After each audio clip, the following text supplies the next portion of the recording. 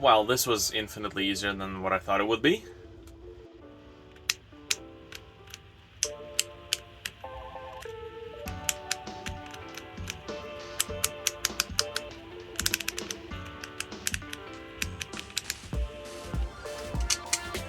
As a little reminder, this is the prototype of a notched, or I guess detented, knob design for turning what is essentially a regular potentiometer into a notched potentiometer. I've had the distinct pleasure of observing this little rotary switch, which sounds hella satisfying, but these things go for about $6 to $8, and because we're trying to create a 16 MIDI channel breakout board, where you can, select which channel omni-channel, channel 1, channel 2, channel 3. I'm gonna have 16 of these, and that will just push the whole breakout board into the cost that I think is not really feasible. So I'm looking for alternatives to making this potentiometer, instead of having continuous rotation or smooth rotation, to have notched rotation. So this right here, I'd say it actually came out pretty well. There's a bunch of parameters that I can tweak. Now, in order for me to show you how this thing works, which is fairly simple, I'm gonna have to break it open because, well, it's kind of screwed in place, and the other side of that screw is glued in. So let's break this thing apart and see how it works.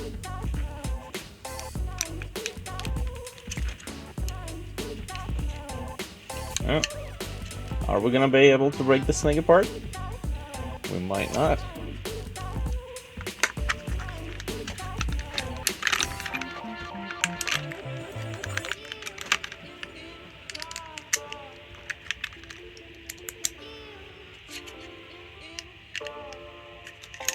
Oh yeah, there we go. Okay, so all it is a little hole inside of this knob, and there's a spring that goes into that hole, and if you press it inside far enough, you can actually fit this tiny little ball-bearing steel ball.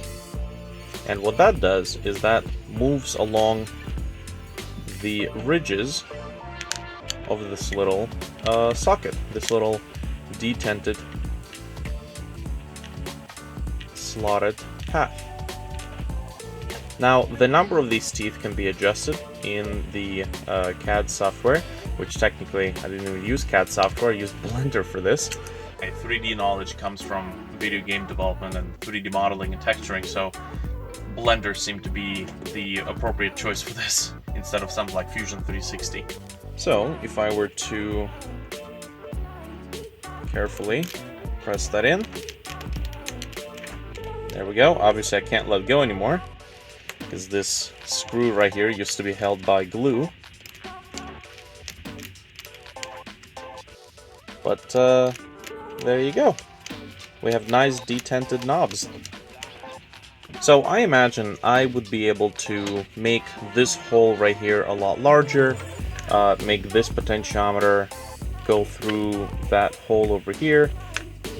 I mean, honestly, we've already destroyed this thing far enough, so I might as well just demonstrate however I can.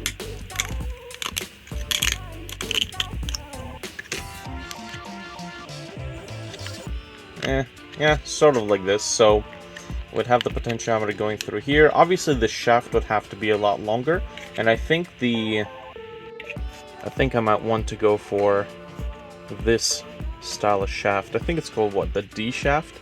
So this one right here is more of a ridged or geared shaft.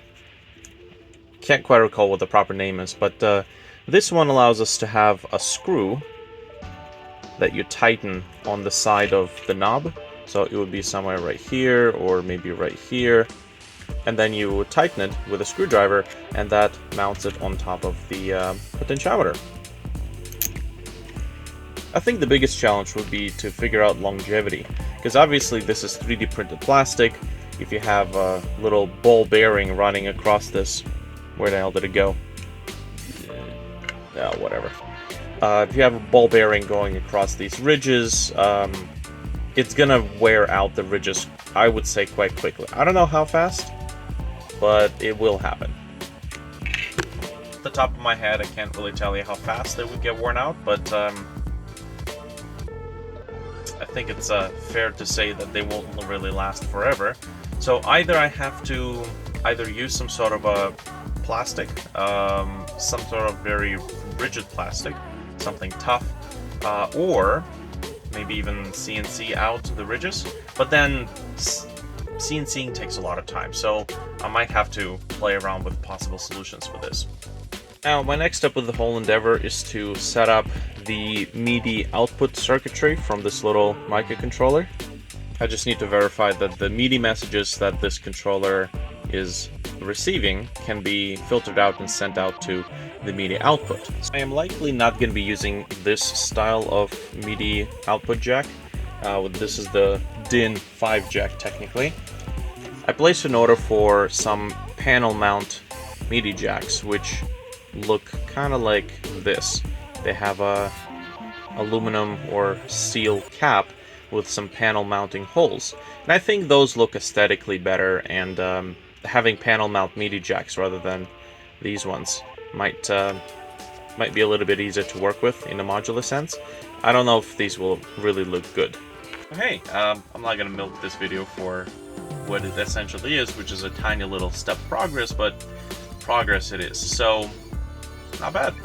I like how this solution worked out, and it's mechanically fairly simple. Anyways, until next time, thanks everybody for watching, and we'll continue working on this.